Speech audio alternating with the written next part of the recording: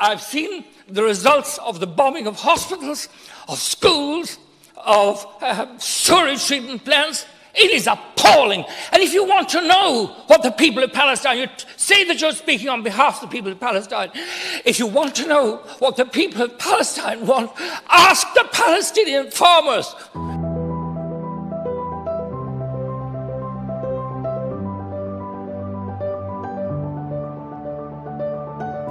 We've seen the most desperate and brutal violations of people's right to protest against injustice, against occupation, against the taking of the very ground from under people. Israel is an apartheid state.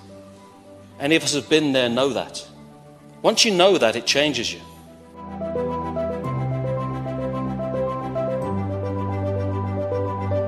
Though these settlements are repeatedly condemned as illegal by the EU, UN and Irish government, they continue to extract valuable natural resources and agricultural produce. These goods are then exported and sold on shelves around the world, including in Ireland, to pay for occupation. There is a clear hypocrisy here.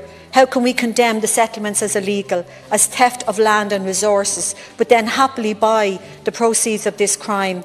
We must be clear on this. Israeli settlements in the West Bank are war crimes. This is what we're dealing with, and I'm amazed at how relaxed people can be about it, as if trading in the proceeds of war crimes is not a big deal.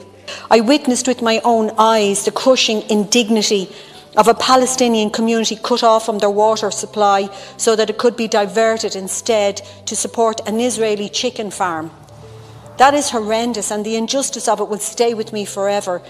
That commercial settlement built on stolen land beyond international recognised borders is a war crime, and I know I'm repeating myself today. And I'm asking my colleagues across the House today, is the moral response to simply condemn this as illegal, but then ask how much for the eggs? Is there not a deep hypocrisy in that position? For a country that prides itself on upholding humanitarian principles and international law, this is unacceptable, and I believe it's time we stood clearly against this injustice. We are doing commerce with people who are committing war crimes. And I believe that this bill from Senator Francis Black is where we get a chance to break the consensus that has utterly failed the Palestinian people.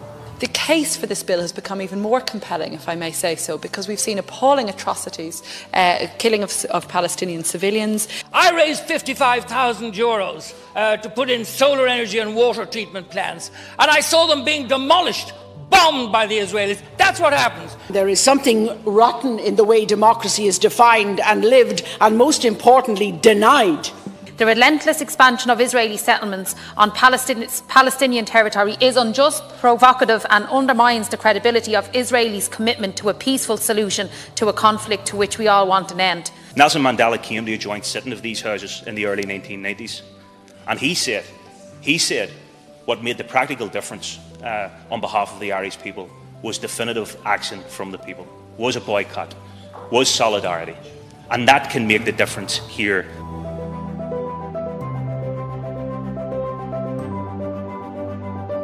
The government of Benjamin Netanyahu has to get a message.